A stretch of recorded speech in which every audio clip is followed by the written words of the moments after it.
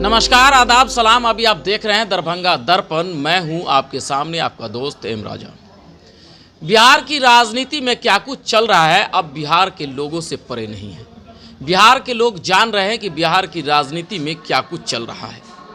बिहार की राजनीति में जिस तरह से महागठबंधन की सरकार गिरी, उसी दिन फिर से एनडीए गठबंधन की सरकार बनी, लेकिन ठीक उसके दूसरे दिन बिहार में एक बार फिर से जो केंद्रीय एजेंसी है ईडी और सीबीआई सक्रिय हो गई।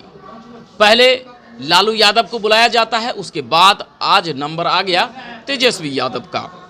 कल तक जो ईडी शांत बैठी थी, एक बार फिर से लोकसभा चुनाव से पहले केंद्रीय एजेंसी सक्रिय हो गई है। हम इनसे जानने का प्रयास करेंगे कि क्या लग रहा है। केंद्रीय एजेंसी एक बार फिर से सक्रिय हो रही है क्योंकि चुनाव सर पे है। केंद्रीय एजेंसी माननीय प्रधानमंत्री मोदी जी और गृह मंत्री अमित शाह के दबाव में काम कर रही है और ये चुनाव को प्रभावित हो, इसके लिए ये सब ताना बाना बुन के, और जो एनडीए गठबंधन के बाहर के लोग हैं, अभी लालू जी के यहाँ, फिर कभी ममता जी के यहाँ, कभी शिबू सोरेन के यहाँ, ये छापामारी होगा और इसको प्रताड़ित किया जाएगा ताकि लोकसभा के चुनाव में अधिक से अधिक वोट लेकर के सरकार बना सके। क्या लग रहा है कि लोकसभा चुनाव में ये इसका कितना असर पड़ने वाला है? लोकसभा चुनाव में बिहार में इसका जातिगत हिसाब से असर पड़ता है। ये सारा का सारा मामला पिछड़ी, अति पिछड़ी और अनुसूचित जाति के ऊपर निर्भर है कि क्या होना नहीं होना। सवर्ण जाति के लोग बस सिस्टम बने हुए हैं, कोई किसी पार्टी में है, कोई किसी पार्टी में है, कोई किसी पार्टी में है। सारा का सारा पिछड़ी, अति पिछड़ी और अत्यंत पिछड़ा और SC/ST के लोगों के ऊपर निर्भर है। वो समय आने पर पता चलेगा कि क्या होने वाला है। देखिए, सर से जो सरक जाए उसे सरकार कहते हैं और जो किसी के समझ में नहीं आए उसे नीतीश कुमार कहते हैं। बिहार की सियासत में नीतीश कुमार एक बड़ा नाम है क्योंकि 9वीं बार वो मुख्यमंत्री बने। गिनीज बुक में भी उनका नाम अब दर्ज ही होने वाला है क्योंकि 1 दर्जन अगर वो पुरा लेते हैं तो कहीं ना कहीं गिनीज बुक में उनका नाम आ ही जाएगा। क्या कहेंगे सर आप, बिहार की सियासत में खास करके बिहार के लोगों को इससे क्या फ़ायदा होने वाला है? पहले महागठबंधन की सरकार, मतलब सही बात है, सब कुछ वही है, सिर्फ मुख्यमंत्री का चेहरा वही है, सिर्फ पार्टी बदली है। इससे क्या लग रहा है बिहार में कितना फ़ायदा होने वाला है, बिहार के विकास में कितना फ़ायदा होने वाला है, या फिर आम लोगों पे इसका क्या प्रभाव पड़ेगा? बिहार में नीतीश फैक्टर काम कर रहा है और इस बार जो सरकार चेंज हुआ है वह जनता का आवाज़ था। जीरो टॉलरेंस का काम हो, भ्रष्टाचार मुक्त सरकार हो। क्या लग रहा है आपको? ये तो नीतीश कुमार जी लगातार इसी तरह का बात करते हैं। जब भी उन्हें किसी दूसरे पार्टी में जाना होता है तो वो इस तरह का बात रखते हैं कि मुझे काम नहीं करने दिया जा रहा है। आपने कहा है कि जीरो टॉलरेंस पर वो काम कर रहे हैं, तो जब आरजेडी के साथ जाते हैं, एक बार आरजेडी के साथ जाते हैं, कहते हैं कि जो है सो हमें वहाँ काम नहीं करने दिया जाता है, फिर राजद में आते हैं, अब बोलते हैं कि मुझे यहाँ काम नहीं करने दिया जाता।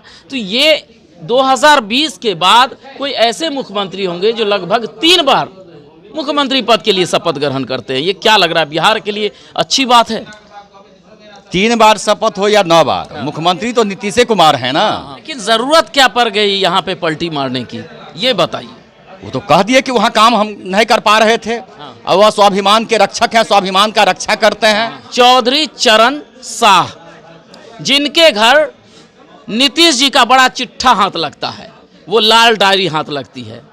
क्या लग रहा है ऐसे ही नीतीश कुमार चले गए? नीतीश कुमार जाते हैं, कोई कारण नहीं बताते हैं, कारण एक ही बताते हैं, मुझे वहाँ भी दिक्कत थी, यहाँ भी दिक्कत थी। ये दिक्कत क्या है? वो दिक्कत खोल नहीं रहे हैं। क्या दिक्कत है? आप बोलते हैं जीरो टॉलरेंस पे काम नहीं करने दिया जा रहा था, फिर जब जीरो टॉलरेंस पे काम नहीं करने दिया जा रहा था, आप साथ में क्यों आए? क्या लग रहा है बिहार की जनता को आप लोग मिल करके सारे राजनीतिक दल बेवकूफ़ बना रहे हैं? देखिए, ईडी और सीबीआई वह अपना काम कर रही है, उससे बिहार की जनता को कोई मतलब नहीं है। तो नीतीश कुमार के उस बयान पे क्या कहेंगे? मर जाएंगे, लेकिन अब नहीं जाएंगे, क्या कहेंगे आप? नहीं नहीं, एकदम कहना जायज़ है आपका। जहां हम पहले कह दिए, नीतीश कुमार एक स्वाभिमानी मुख्यमंत्री हैं, वह स्वाभिमान का रक्षा शुरू से करते आ रहे हैं क्यों चले गए? और आगे भी स्वाभिमान का रक्षा करेंगे। वो ठीक, अगर उनके स्वाभिमान पर कोई आघात पहुंचाएगा तो फिर वह बर्दाश्त नहीं कर मतलब पाते फिर हैं। से आपको लग रहा है, आपने एक संकेत दिया है कि फिर से पलटी मारेंगे? नहीं, पलटी मारने की बात नहीं है। हाँ। अगर विकास का अवरोधक कोई पार्टी उनके साथ रहेगा, उनके साथ वो रहने के लिए तैयार नहीं है, क्योंकि वो विकास का काम करना जानते हैं। आज सड़क हो, नाली हो, जल नल योजना हो, आवास देने का मामला हो। जल नल योजना के बारे में पता है ना बिहार में क्या स्थिति है? बिहार में हर जगह तो पानी मिल ही रहा है लोगों को, मिल रहा है तो नहीं है। अब कुछ जगह नहीं मिल रहा, वो अपवाद हो सकता है। अच्छा, ये इन्होंने कहा है कि जीरो टॉलरेंस पर नीतीश जी काम करते हैं, और जब राजद के साथ गए तो उन्हें काम नहीं करने दिया गया। राजद के साथ गए तो खूब काम करने दिया गया, कहीं कुछ नहीं चला। उप मुख्यमंत्री का किसी भी स्टेट में या देश में अगर मुख्यमंत्री है तो उप मुख्यमंत्री कुछ भी नहीं कर पाता है, सारा मुख्यमंत्री के नेतृत्व में ही काम जाता है। अगर अभी तेजस्वी के साथ मिल के काम किए हैं, चाहे वो टीचर बहाली का मामला हो, चाहे CBSE में हो, चाहे शिक्षा में हो, चाहे स्वास्थ्य में हो, चाहे जांच का मामला हो, या रात बिरात छापा मार के विभाग को दुरुस्त करने का मामला हो, तो मुख्यमंत्री तो नहीं किए, उनके मंत्री लोगों ने किया। चाहे वो शिक्षा मंत्री के रूप में हो, चाहे ये स्वास्थ्य मंत्री के रूप में हो, चाहे जिस किसी भी मंत्रालय का जो कोई मंत्री राजद कोटा के लोग कर रहे थे, किया। नाम नीतीश कुमार का ही आएगा, लेकिन आपको काम करने दिया गया, जभी तो आप इस तरह से काम किए। और आप देख रहे हैं दरभंगा दर्पण, मैं हूं दरभंगा से एम राजा।